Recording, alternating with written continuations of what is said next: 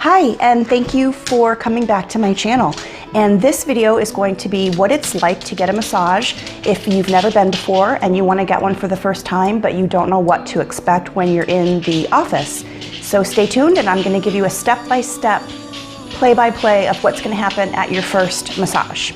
So when you first get to the office, you are going to be introduced to the massage therapist, and then they're going to give you a form to fill out. And this is a very simplified version of any medical form that you would fill out at the doctor's office.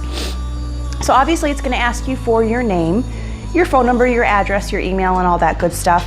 And then it's just going to ask you, it's usually one page, and it's going to, general health questions is all we want to know.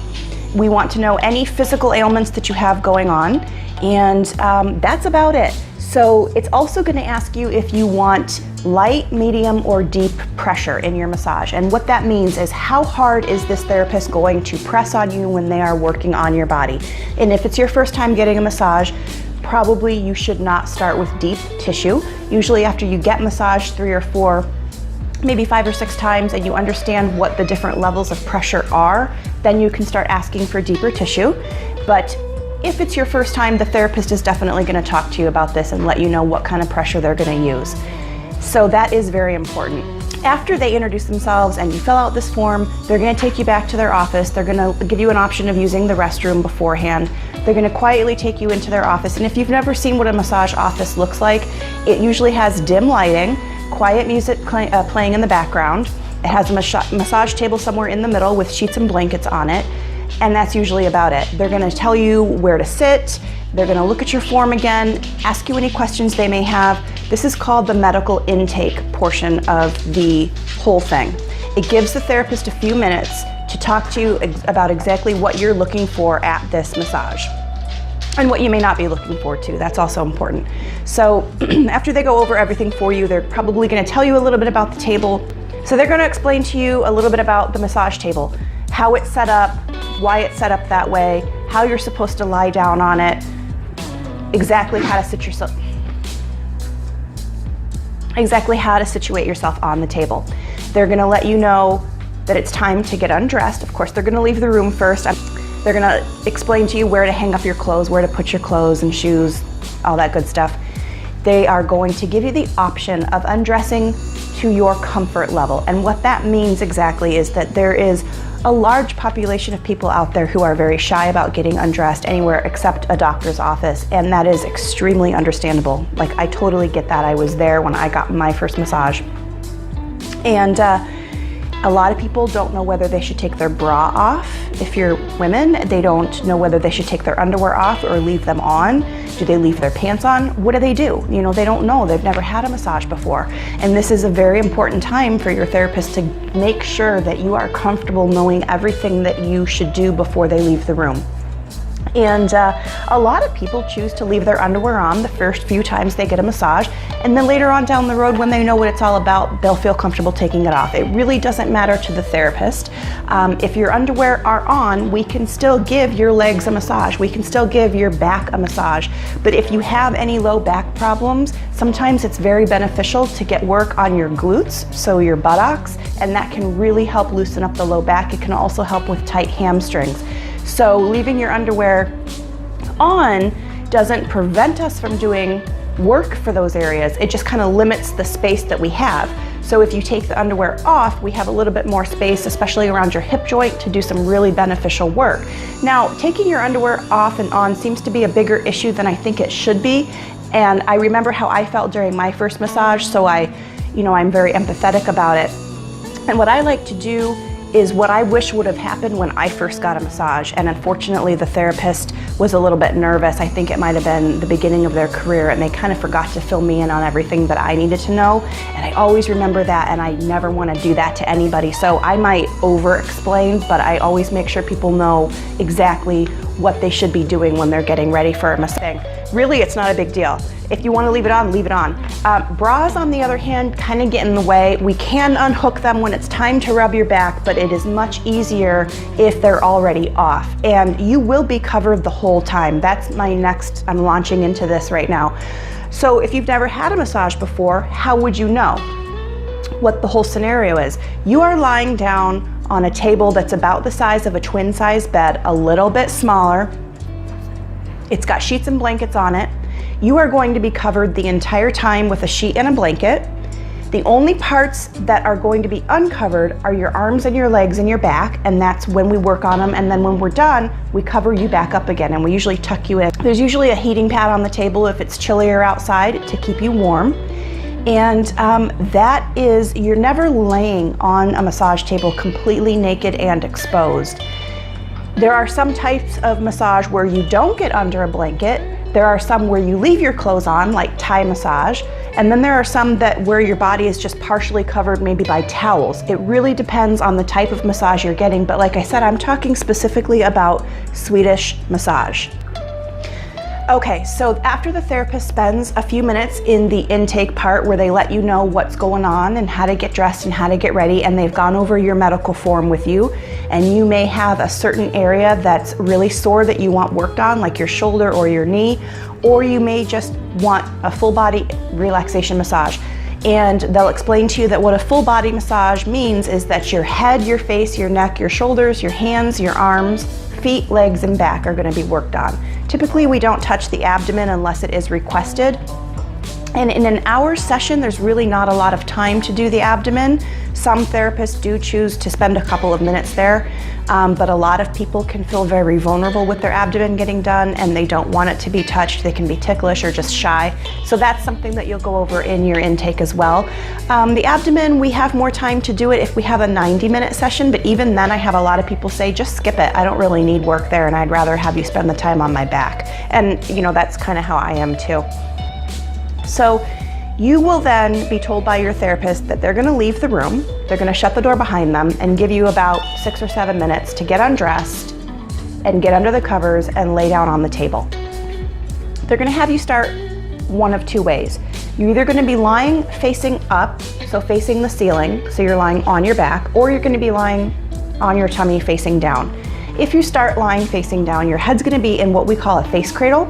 And it's a donut-shaped pillow with a hole in the center. It hooks onto one end of the table. So you're lying on your stomach and your face fits right into this face cradle, and it keeps your neck nice and straight and positioned in a way that's totally comfortable while you're lying on your stomach.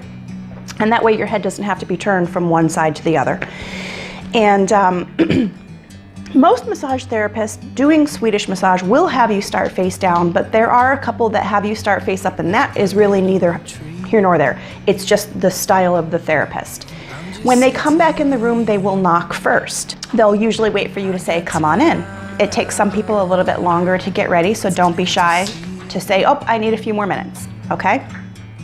When they do come back in the room, they're gonna make some small adjustments to the table just to make sure that you are comfortable. They're gonna readjust the pillow that's underneath your pillows or your pillows. The pillow that's underneath your ankles or your knees, they're going to adjust that to where it's comfortable. They're going to adjust your blankets, the temperature of the table, make sure that you're totally comfortable.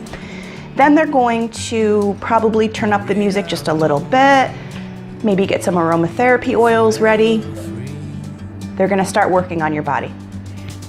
And what does that mean? Okay, so let's say that they've had you get on the table and you're lying on your stomach and your face is in the face cradle. They will typically start by uncovering one of your legs and working on the back side of your leg. Soothing strokes, and like I said, with Swedish massage, our strokes go towards the heart, all of our moves go towards the heart, and they're probably gonna uncover your leg till about mid-thigh. They're gonna tuck it in, they're gonna massage your leg, and then they're gonna cover it back up and move on to the other leg. Then when they're done with that, they're gonna move up to your back. They're gonna uncover your back by rolling the sheets back until just about your waist. So right about where the top band of your underwear would be across your low back. They're gonna tuck it in, they're gonna massage your back, and then they're gonna cover you back up when they're done. When they are done working on one entire side of the body, they're gonna ask you very quietly, so that they don't disturb you too much, to roll over. They're gonna hold up the sheets in a way that gives you some privacy to roll over underneath them without getting all tangled up, and then they're gonna lay them back down. They're gonna make any adjustments that they have to make to the pillows and the blankets to make sure that you're 100% comfortable. They're probably gonna check in with you at this point to make sure that your temperature is okay, and this is your opportunity to tell them to either kick up the heat on the table or turn it down, and anything else that might be bothering you. Once they get all of their adjustments set, they will then continue doing the massage.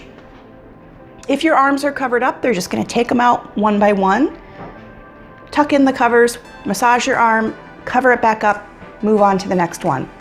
When they uncover your legs, again, they're probably going to uncover them just about mid-thigh or a little bit higher. They're going to work on your legs one at a time. So one of them is always covered while the other one is out, and vice versa. They're going to switch back and forth. When you are lying there at any time, I think it's very important for people to remember that they need to speak up. Don't be shy about speaking up if something is uncomfortable or if you're too cold or you're too hot. And that may not be something you're comfortable doing at your first visit, but definitely once you get used to the therapist, by your second or third visit, you should be able to say, I'm a little bit too warm, can you turn off the heating pad? Or that was a little bit too much pressure on my arm, it kind of hurt a little bit, I must be sensitive there, can you lighten up your pressure in that area? This is what we want you to do so that we can give you the best massage that you can possibly get. Okay, so after the massage therapist is done working on you, they will quietly let you know that they are all finished and that they're going to exit the room and shut the door behind them. And this is your chance to very slowly get up off the table and get dressed. You usually have, again, about 6 to 9 minutes to get dressed and maybe fix your hair a little bit and get your shoes on. And then they'll knock before they come back in. When they do come back in, they'll probably give you like a half a cup or a little more of some cold water. And then they're basically going to give you what we call aftercare. And this should be kept very short. After someone gets a massage, they're very relaxed and we don't want to disturb that by getting really wordy. So our focus for this aftercare is to see how you're doing and schedule your next appointment if you choose to do that. If you don't choose to schedule your appointment before you leave, they're going to make sure that you have their business card with their website and their emails so that when you get home, maybe a couple of days later after you see how you feel, you can then schedule your next massage. Some therapists will choose to call you 24 to 48 hours after your very first time. They typically won't do this every time you come in, but usually after the first time. Within 1 to 2 days, they just want to call and see how you're feeling and how you're doing, and that will give you another opportunity to book another appointment with them. And when I say book, I mean schedule. Sometimes I forget that massage therapists use language that people may not know what they're talking about. So another word that you might hear when you are in the massage office, especially when you're filling out the massage form, is contraindication. And a lot of times therapists use this word and they forget that people don't know what that means. A contraindication would be a medical reason why you couldn't get a massage on a certain part of your body. So for example, if you're fresh out of surgery or you have an open wound or you have a scar that hasn't healed or something is not scabbed over, I guess that would be an open wound, then that's probably an area that we're going to have to skip. That is a contraindication to massage. And that is something, again, that's the reason why we have you fill out this medical form, which is very brief but very to the point just for what we need to know. So that pretty much wraps it up step by step from beginning to end, what to expect when you are getting your first massage. And if your therapist has done their job, then you will feel comfortable coming in a second time and maybe saying a little bit more about what you want or what you don't want and the pressure that you want, and if you want heat on the table or not. And some therapists will do things during the massage like use hot towels on your back or your feet to wipe off the lotion after they're done massaging them. And that's a little perk we like to give our clients, just as a little extra something. And if you like those things, be sure to let them know. If you want them to not do something again, be sure to let them know. And so that's it, you guys. Thanks for watching this video, and I hope that I have answered all of your questions. If you have more questions about getting a massage for your first time, then please do leave them below in the comment section, and I will see you next time. Thank you. Bye.